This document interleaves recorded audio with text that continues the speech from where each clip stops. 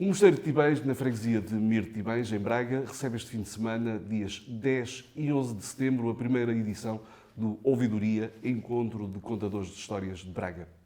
Ao longo de 2 dias vão estar aqui os melhores narradores e contadores de histórias do país, estando previstas cerca de 50 atividades culturais e artísticas. Este é um encontro para todos e para todas as idades, onde provavelmente a frase que mais se vai ouvir será "Era uma vez". Para nos falar da Ouvidoria, uma iniciativa da Câmara de Braga com a produção da Leituras Encantadas, temos connosco o curador do encontro, Pedro Soromanho. Pedro, obrigado por estar aqui connosco hoje para falar desta Ouvidoria e que é a primeira edição, nasce a Ouvidoria. A história da Ouvidoria também começa por "Era uma vez". Obrigado pelo convite. Sim, o Ouvidoria começa com o "Era uma vez", porque o Ouvidoria nasce da paixão, da partilha e da vontade de querer levar as histórias e o conto até às famílias que vão visitar o Mosteiro de Tibães no próximo fim de semana, no dia 10 e 11 de setembro. Essa é a gênese?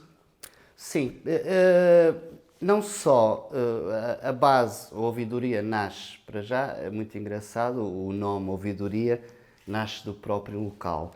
O Mosteiro de Tibães tem uma sala da Ouvidoria, onde o abade ouvia as reclamações e onde ouvia as pessoas, as histórias da vida. E nós então pegamos nesse nome e batizamos o encontro, que é organizado pelo município de Braga, mas tem a produção da Leituras Encantadas e a minha curadoria. O Ouvidoria vai ser o primeiro encontro do género, mas tenta recuperar um pouco o imaginário que já foi produzido e desenvolvido há alguns anos aqui em Braga. Não podemos esquecer que houve, creio que, 12 edições de Jornadas Internacionais do Conto pela Universidade do Minho. O último... Essa é a base? Não é a base, porque nós queremos algo diferente, atual, renovado. Trazemos alguns contadores que já estiveram cá há 15 anos, 20 anos, porque a última edição das Jornadas Internacionais foi em 2012. Por exemplo, o Tomás Bach, que vai estar cá, brasileiro, ele faz literatura de cordelos, cria os próprios contos e rimas e é uma personagem muito interessante. Esteve cá nessas jornadas, mas o Ouvidoria quer ser único, o Ouvidoria quer ser inovador, criativo e, quem sabe, no futuro próximo, até o maior encontro do norte do país do género. Era isso que eu lhe ia perguntar. No país existem alguns encontros de contadores, aliás, já vários encontros de contadores de histórias, como os que acontecem, por exemplo, na Amadora, em Avis, ou mesmo o Encontro Internacional de Leiria, não é? E eu pergunto-lhe, o Ouvidoria, qual foi a maior preocupação em tornar este encontro diferente dos outros? Não houve essa preocupação de ser diferente, houve uma preocupação de fazermos as coisas com qualidade e sempre numa base de amizade, família, de afeto, porque é para as famílias que nós estamos a fazer este encontro. Okay. E eu não poderia fazer isso sem convidar uma família, então isso foi importante na programação, quando eu comecei a escolher, a selecionar os contadores. Ficaram muitos amigos de fora, confesso, também para uma segunda, terceira edição. Ficarão esses talentosos narradores, mas os que convidei são amigos, são pessoas que, para além de um enorme talento, são boas pessoas. E eu quero que o mosteiro se encha de uma energia boa, positiva, com figuras como, por exemplo, a Cristina Taquelin, que é para mim uma grande inspiração na narração, que foi a precursora das palavras andarilhas, e que é realmente uma referência ao nível dos contadores de histórias. Temos, lembro-me, por exemplo, da Mariana e da Dulce, que formam a dupla Som do Algodão, que conheci mais recentemente, mas que são encantadoras e têm um espírito muito alegre, muito jovem. A Estefânia Sorreira, que é uma grande amiga, quase família, que junta o conto ao canto e vai ter uma atuação dupla no Ouvidoria. Vai fazer um espetáculo que é o Easy Daba, que já tive o prazer de ouvir em Manteigas, no Festival Manta, com o Filipe Miranda. que é muito cómico, é um espetáculo muito infantil cómico, chama-se Monstro Peludo. E depois tem uma nova atuação aí mais para um público mais adulto, que são Os Dois dos Montes, com o Vítor Fernandes, em que pegam no conto popular, na tradição oral, e encantam o público à sua maneira. O facto de haver vários encontros, Braga entra, há uma espécie de rede, pode haver aqui uma espécie de rede de cidades contadoras de histórias? Eu nesta edição, vou ser sincero, não abri à tertúlia, mas numa próxima edição eu quero pôr essa discussão em cima da mesa e convidar várias pessoas de vários encontros, vários curadores, e começar a desafiá-los para desenhar um mapa do contador. Porque nós temos as palavras andarilhas, com a Cristina Taclin, agora com o Jorge Serafim, que está como curador do evento. Temos o Contamina, com a Teresa Guimarães, na Maia. Temos o Contanário, em Évora. Temos o Rio de Contes, com a Maria José Vitorino e a Laredo. Temos uma data de encontros. E que podem constituir uma itinerância. Uma itinerância e ganhar no conjunto. Eu acredito, eu como autor, agora não, pronto, falando também como escritor e ilustrador, eu acredito sempre no trabalho em rede. E eu acho que se tiram sinergias, criando aqui um mapa de contador em que todos podemos ganhar com a itinerância uns dos outros e com as experiências. E por isso é que é uma vontade no futuro lançar essa ideia do mapa do contador. Ou seja, Braga, para além da cidade da leitura, pode ser também a cidade da contadora? Isso sim, isso é outra pergunta que eu também posso deixar no ar, porque eu acho que faz todo sentido. Numa cidade leitora que se ambicionam vários objetivos e metas, o conto, o contador, a narração não pode ficar de fora porque faz parte do livro e da leitura. Pedro, em Braga vão estar presentes vários contadores de histórias. Ser contador de histórias é uma profissão ou é algo que é inato? Não, ser contador de histórias, eu posso falar também da minha experiência pessoal, não é? Cada um terá a sua perspectiva de vida, e eu muitas vezes perguntam-me se eu tenho experiência teatral, se fiz algum curso. Eu fui ganhando algumas aptidões de narração, de contador, um pouco por força do meu trabalho.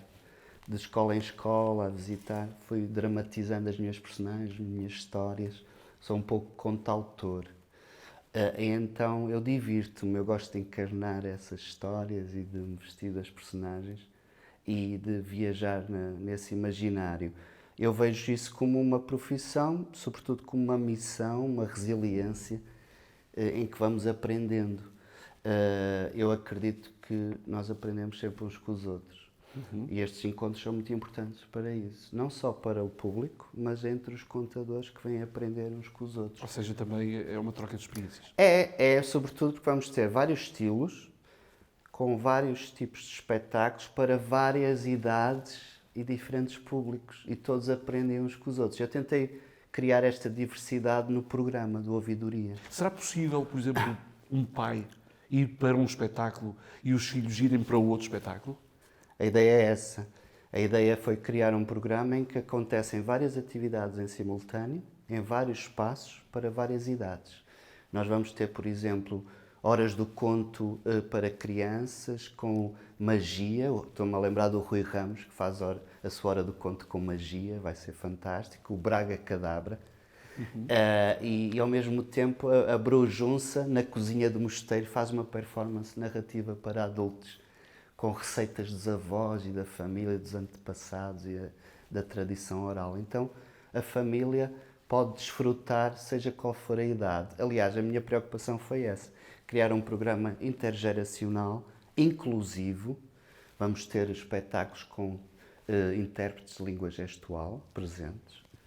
Nós também tivemos essa preocupação. O espetáculo é inclusivo e é intergeracional.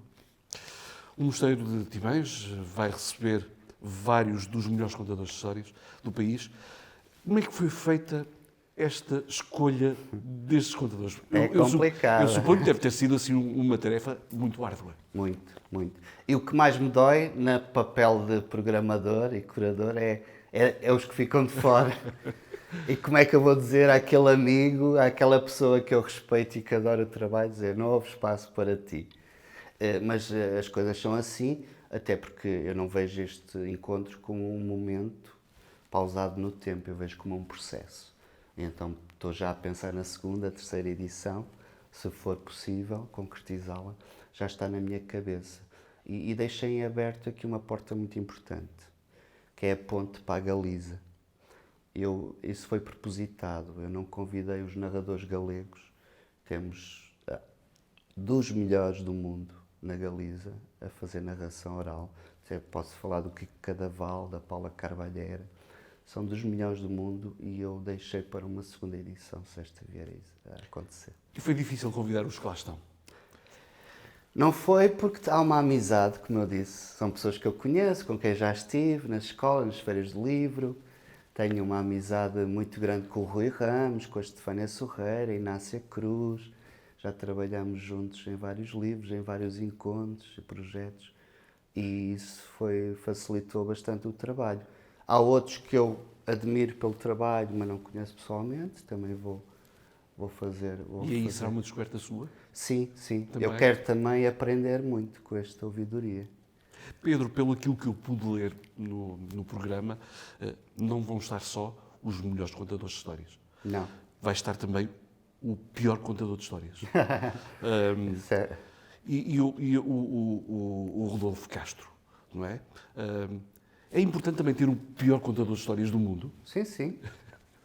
Sem o pior, não admiramos o melhor. E sem o preto, o branco, e sem... Estou-me a lembrar de Zé Vieira da Viarco. Sim. Aqui, naturalmente, é uma brincadeira. Sim. Vale a pena ir ver o Rodolfo Castro. Lembrei-me agora de Zé Vieira da Viarco, que tem o pior lápis do mundo, que não escreve. Que é genial, não é? Pronto. E aí também o Rodolfo Castro não deixa de ser também um marketing, não é? O pior contador do mundo. O Rodolfo é luso-argentino, já trabalha há muitos anos em Portugal, e é uma dessas pessoas que eu também admiro muito. E eu fiz um pedido especial, para além da sessão de contos que ele vem fazer às crianças. Eu queria, que o encontro fosse intergeracional, não queria deixar a franja juvenil de fora. Então, para o público juvenil adulto, ele vai fazer uma sessão de contos de terror. Algo mais assombroso, mais enigmático e espero que seja a melhor sessão de contos de terror e não a pior. E que se enquadra perfeitamente num cenário de um mosteiro. Sim. Nós escolhemos o espaço e eu acho que ele é a pessoa indicada.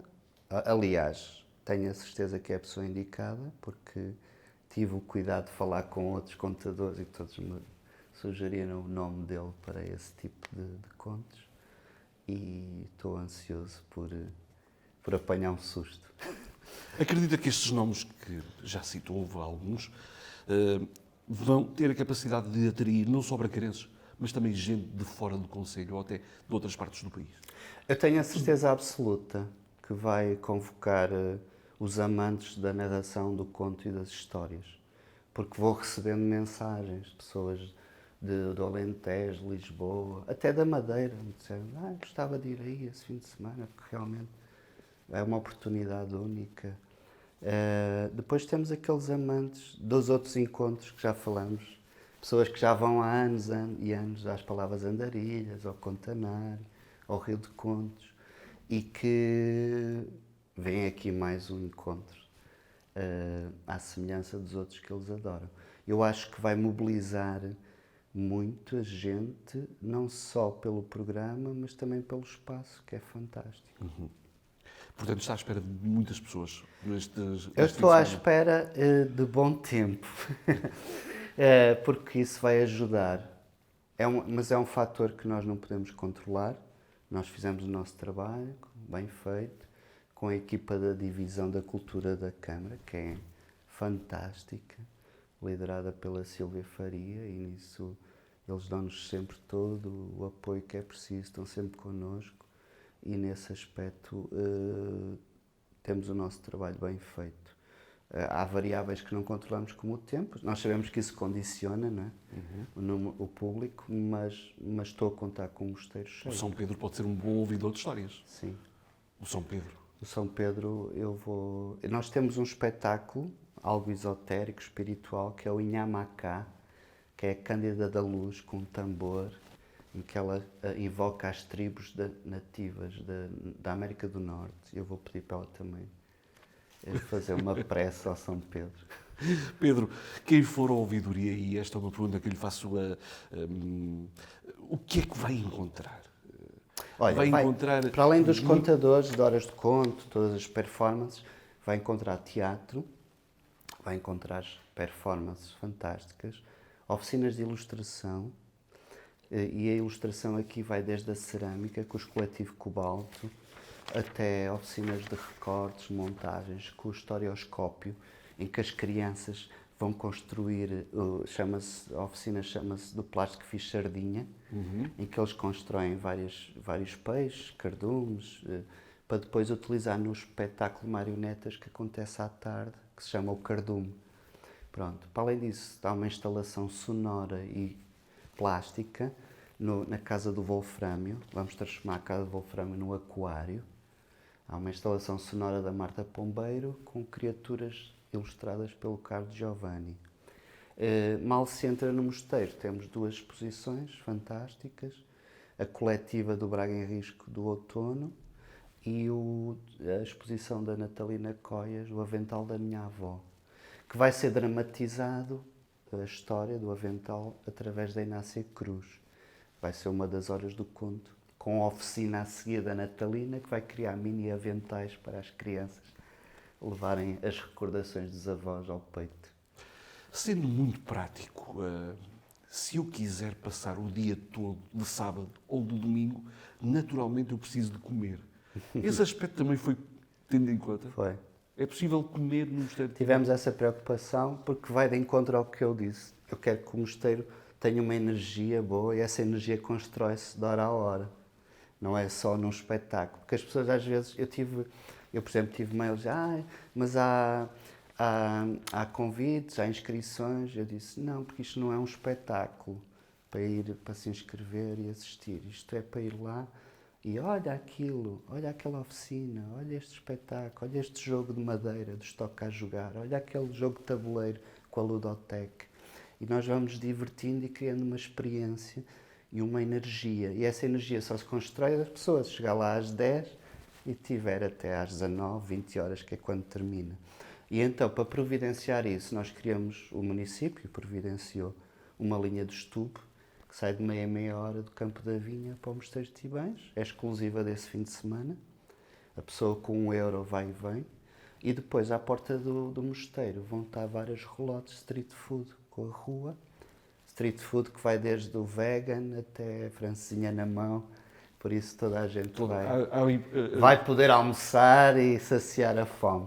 Depois de saciar a alma, vai poder... Sim, porque o corpo também dar alimento ao corpo. Exatamente.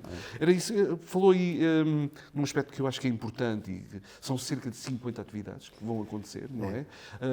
Artísticas, ao longo de 2 dias. Como é que as pessoas vão ter acesso? Há um programa, é distribuído, esse programa já está a ser distribuído, mas à entrada terão acesso naturalmente a esse programa. Como é que as pessoas podem escolher? Podem olhar? Nós temos na entrada uma recepção em que é entregue o programa e todas as indicações e cada um leva uma espécie de voucher, escolhe logo as atividades que está a pensar ir. Isso não é definitivo, depois pode voltar a escolher outro, mas leva logo, que é para controlar. Pois era, porque assim sabemos, já foram 20 pessoas, 20 vouchers para aquele espetáculo. Ok, aquilo...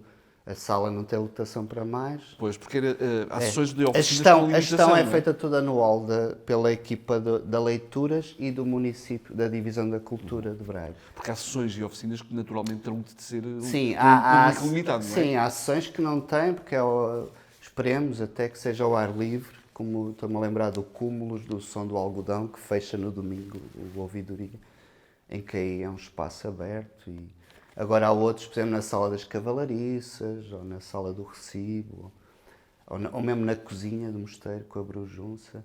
Pronto, são espaços que têm limitação, não é, de público. E como é que as pessoas manifestam o interesse? É no tal da hall de entrada? Sim, sim. As pessoas recebem o programa, nós fizemos um programa do Ouvidoria, muito intuitivo, em que as pessoas leem dia 10, dia 11 e escolhem as atividades que estão a pensar, recebem os respectivos vouchers das atividades, são todos, cada um tem uma cor e vai ter na sala a respectiva cor. Nós dividimos o mosteiro em cores. E a partir daí podem viajar pelo mosteiro.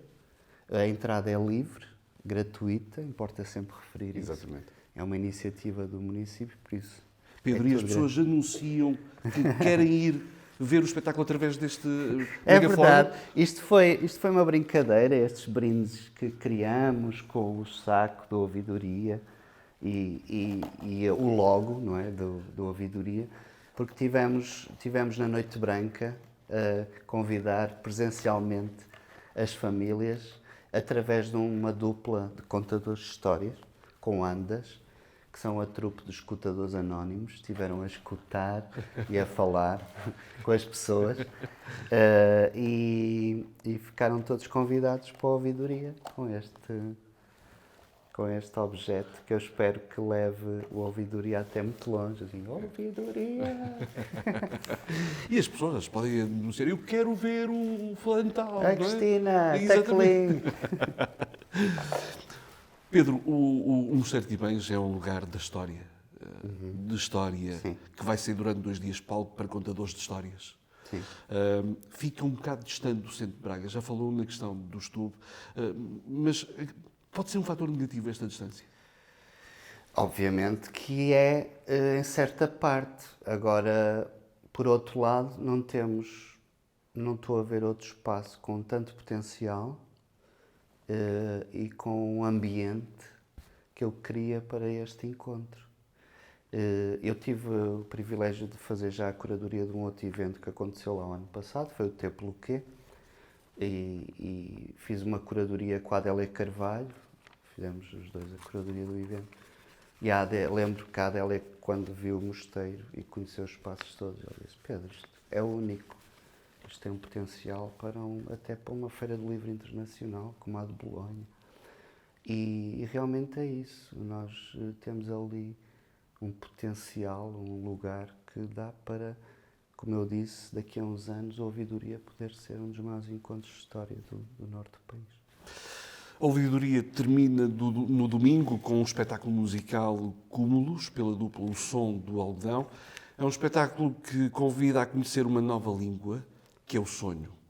E terminar com esta língua, que é o sonho, pode nos levar a pensar desde logo no sonho de uma segunda edição. Sim, eu movo-me muito pelos sonhos e por isso é que crio eventos como Ouvidoria, o Braga em Risco, a Manta e estou sempre à espera de novos desafios, mas desafios onde eu sei confortavelmente que vou estar rodeado de pessoas com muito talento e que tem tudo para correr bem. E por isso deixo o convite às pessoas para visitarem, porque elas fazem parte deste espetáculo, deste evento, não é? Nós estamos a trabalhar para um público, para as famílias, e por isso elas são parte integrante desta história que estamos a escrever, não é? Agora, os dados estão lançados, os ingredientes estão lá, falta cozinhar então um fim de semana cheio de histórias saborosas, histórias que vão deliciar. Isso tenho a certeza, os mais novos e os mais velhos. Mesmo a chegar ao fim desta nossa conversa, porque não foi uma entrevista, Pedro, eu gostava que, olhando quem nos está a ver nos olhos, como é que se convença a ir no sábado e no domingo à ouvidoria? Ora bem, como é que eu convenço? No sábado e no domingo, dia 10 e 11, vou estar na ouvidoria e vou levar a minha família. É simples. Pedro, muito obrigado. Fica assim o convite para ir ao primeiro encontro de contadores de histórias de Braga, que se realiza este fim de semana, dias 10 e 11, no Mosteiro de Tibães. Lá estaremos todos. Muito obrigado.